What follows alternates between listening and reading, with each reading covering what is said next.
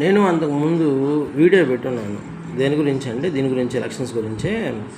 ఏమని పెట్టాను, అప్పుడు కుప్పంలో మన గజనన్న బయట నుంచి బస్సులు పెట్టి తీసుకుపోయి ఓట్లు వేయించి కష్టపడి చేశాడు.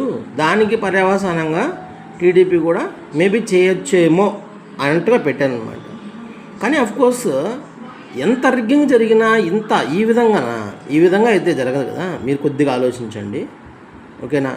సో 5,000 ఓట్లు 6,000 ఓట్లు మెజారిటీతో గెలిచారంటే అది ఎటువంటి విజయమో ఆలోచించండి. అంటే దీంట్లో ప్రజల యొక్క తీర్పు కూడా ఖచ్చితంగా ఉంది. ఆమోద్ రాంబాబు వీళ్ళంతా కూడా పాపము ఏందో పత్రాలు ఎత్తుకొని మేము ఇక్కడ అన్యాయం జరిగిపోయింది, మా గోసిపాత్రలు ఊడిపోయినాయి, మా వాళ్ళందరికీ చింపేస్తున్నారు, మేము ఒప్పుకోము అన్నట్టుగా ఏందేందో ధర్నాలంట, ఏందో గోసిపాత్రలు అంట, ఏందేందో చేశారు.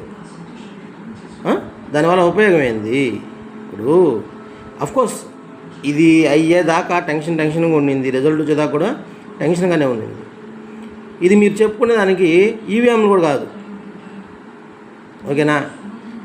అప్పుడైతే ఈవీఎంలు ట్యాంపరింగ్ అని చెప్పారు. అంటే మీరు గెలిచినప్పుడు ఒక రీతి ఉంటుందిలే, 151 సీటు గెలిచినప్పుడు అవి ఈవీఎం ట్యాంపరింగ్ కాదు, ఇప్పుడు మాత్రం ఈవీఎం ట్యాంపరింగే. మరి ఇదేందిరా గజ్జి,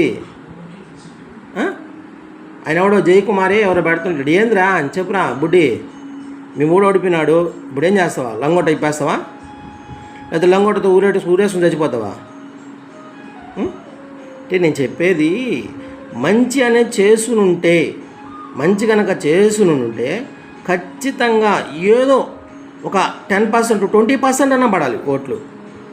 అట్లీస్ట్ డిపాజిట్ కూడా దక్కలేదు అని అంటే ఏంది, వాళ్ళు 6,000 చిల్లర ఓట్లతో 6,500 మెజారిటీతో గెలిస్తే వీళ్ళు 500 కూడా రాకపోతే అదేంది, అదేం చెప్పలేదు. నువ్వే ఆలోచించు, కొద్దిగా దాని గురించి ఆలోచించు ఎట్లా ఉంటుందో. కాబట్టి ఇది కరెక్ట్ కాదు, అర్థమైందా? అది కొద్దిగా మీ మనసుకు మీరే చెప్పుకోండి, ఏంది కదా, ఏంది వ్యవహారమా, ఏంది అనేసి. మీ అన్న అయితే కొద్దిగా ఆ ఊర్లో ఆయన పులిబెందులు ఎందుకు ఓడిపోయాడు, పులిబిడ్డ సభలకు రాకుండా, అర్థమవుతుందా, పోరాడకుండా ఇంట్లోనే అమ్మాయి కదా కూర్చోంటుంది, ఎదిగిన అమ్మాయి కదా ఇంట్లో కూర్చోంటలా, ఆ విధంగా కూర్చోవడం వల్ల అన్నకి ఇది కూడా దక్కనీయకుండా చేసే తర్వాత విషయం అర్థమవుతుందని చెప్పి ప్రజలు ఇచ్చిన తీర్పు ఇది, గుర్తుపెట్టుకోండి. అర్థమైందా? జై హింద్.